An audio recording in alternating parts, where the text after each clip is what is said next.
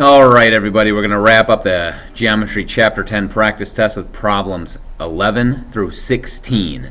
11 is on the screen where we have a cube or a box, a rectangular prism, and they're asking us what multiplication is pictured below, and this is related to asking what the volume of this prism is. If you were to say what the volume of this prism is, you would need to know the length and the height and the width, and you would multiply those three dimensions together. If we look at the length, we have a length of e and then a length of 4. So what that means is that we have a length of e plus 4. So the length is e plus 4, and actually I guess I'm starting with c plus 6. So I'm starting with this side here. So I'm starting with c plus 6 because this side length right here, the width or the depth or whatever you want to call it, they're all kind of interchangeable. This length is c plus 6. This length here would be d plus 3. So the height is d plus 3. And then the width or the length or the depth or whatever you want to call it, the last dimension is e plus 4. So this length is e plus 4. And if I'm going to find the volume, and that's what this multiplication is referring to, we're going to multiply these three things together. And the way that they're written out now implies that we're multiplying them together because there's no signs in between them. So this is the multiplication that is pictured below, related to the volume of this rectangular prism. Number 12, we're going to find the volume of the prism. So much like the last problem, the only difference is now we actually have numerical values for the measurements. And we're going to round to the nearest tenth if we need to.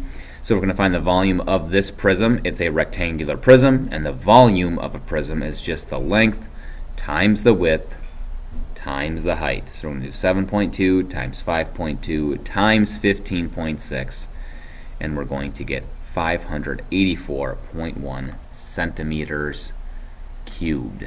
And it's centimeters cubed because it is volume. So our answer is 584.1 centimeters cubed. Number 13, we have two cylinders, and these two cylinders have the same volume. And we're going to find the value of h, which is the height of this taller cylinder. And we're going to also use 3.14 for pi when we need to. So we know that the volume of these two things are the same. If I was to ask you what the volume of this one is, it wouldn't be possible to find that volume because we don't know what h is. But we could find the volume of this shorter cylinder. I don't want to say smaller cylinder because the volumes are the same, but it is definitely shorter. So we're going to find the volume, which is the area of the base times the height. So we're going to find the area of the base of this cylinder right here, and the area of the base of that cylinder is going to be found by doing 3.14 times the radius squared. This 4 is the radius, as indicated here.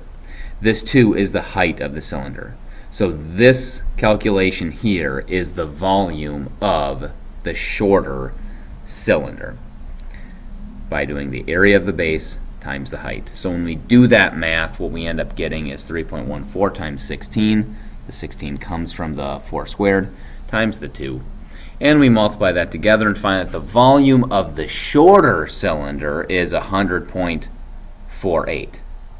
But that is also the volume of the larger cylinder. How do we know that?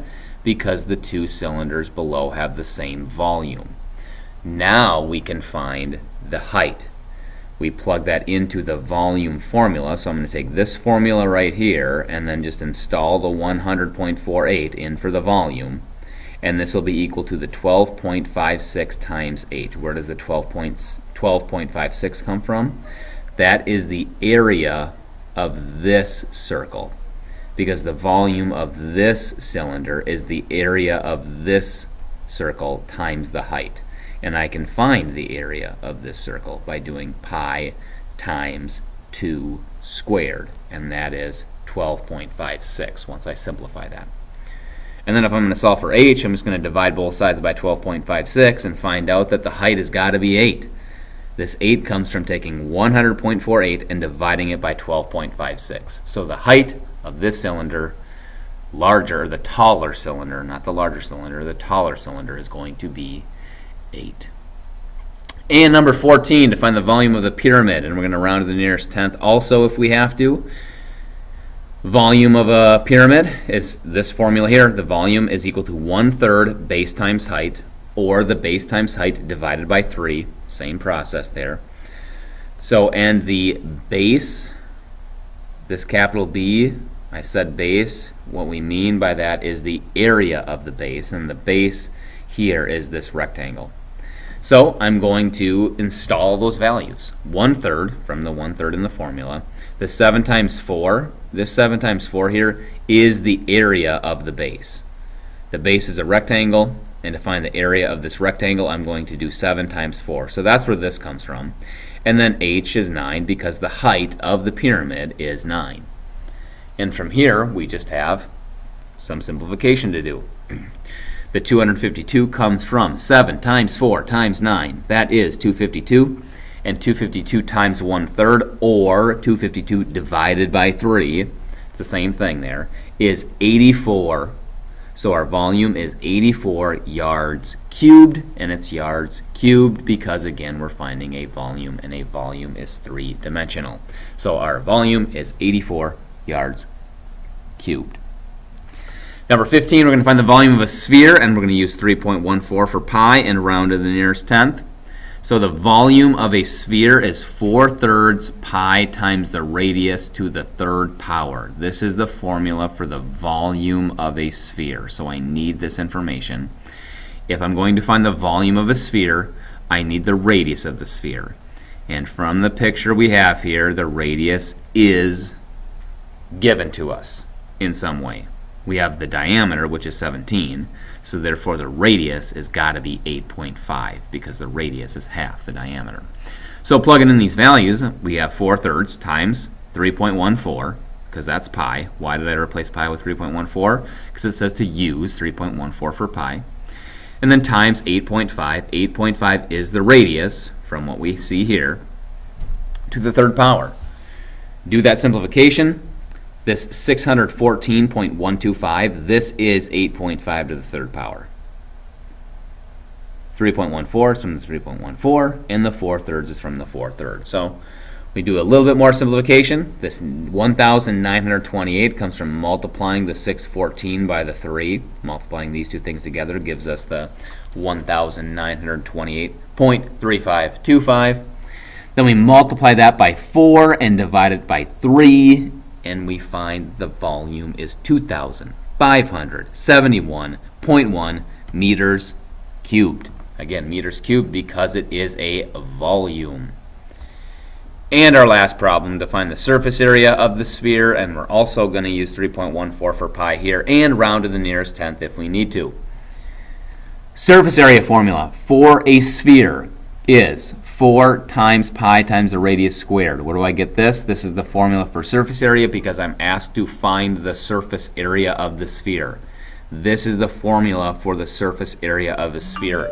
So if I look at this here, what I need to find that surface area is the radius of the sphere. I'm given the diameter. The diameter is 18, so therefore the radius must be 9. So I'm going to plug these values in. The 4 stays as a 4. The pi becomes a 3.14 because we are told to use 3.14 for pi. The radius is 9, and we're squaring the radius. So we have some more simplification to do. I'm going to square the 9. 9 squared is 81, and the 4 and the 3.14 stay the same. And we're going to multiply these three values together and find that the surface area of this sphere is 1,017.4 feet squared. And it's feet squared because it is an area, and an area is 2-dimensional. So it is 1,017.4 feet squared. This is our answer for the surface area of that sphere.